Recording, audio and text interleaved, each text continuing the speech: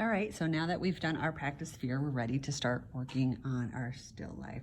Now you can choose to do the whole thing, or you can choose to kind of mark part of it off and highlight part of that with the charcoal, and I've done that.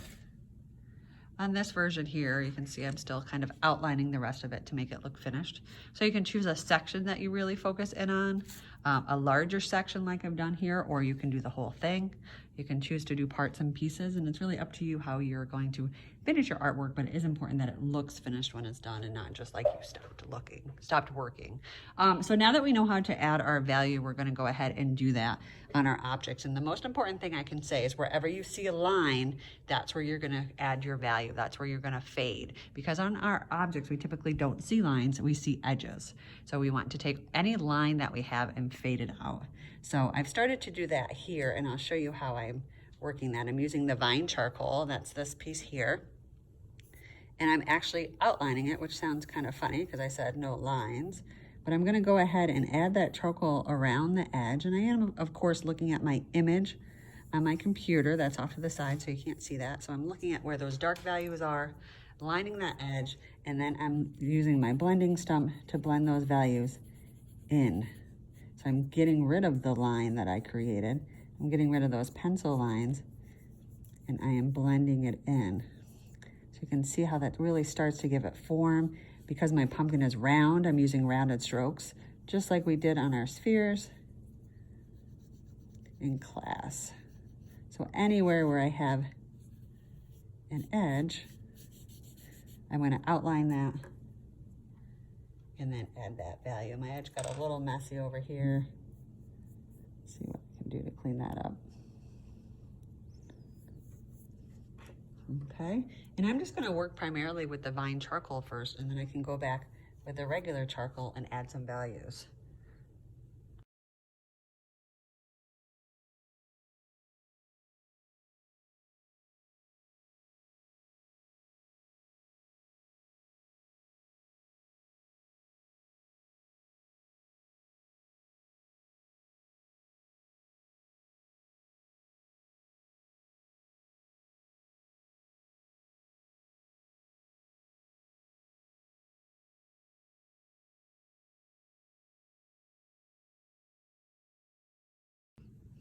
All right, so now we're looking at real time, and you can see what I've done with the drawing is I've gone in and I've added a lot of just the deeper values. And if you notice when I was working, I was kind of working across and then going back, working across and going back.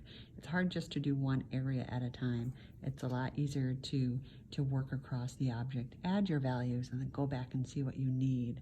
I can see that my stem is really starting to look realistic and like it's dipped down in there. Something looks a little funny over here, but I think it's because I don't have any shadow of that other pumpkin yet, and I'm still developing these four in the back. I haven't added any white yet. I'm gonna save that till the end because I find that that gets pretty smudgy. So I'm gonna continue working on my pumpkin, and I will talk to you later.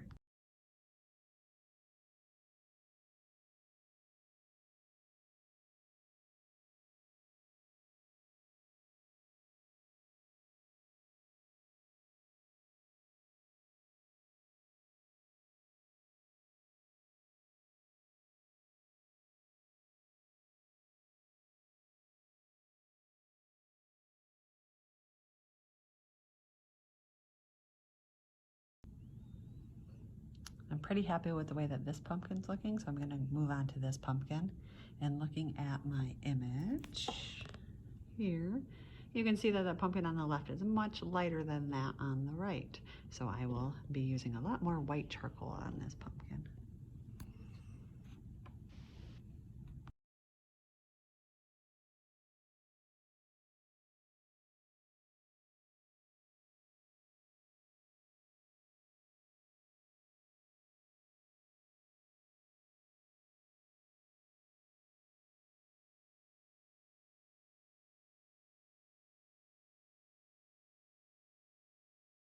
Fan.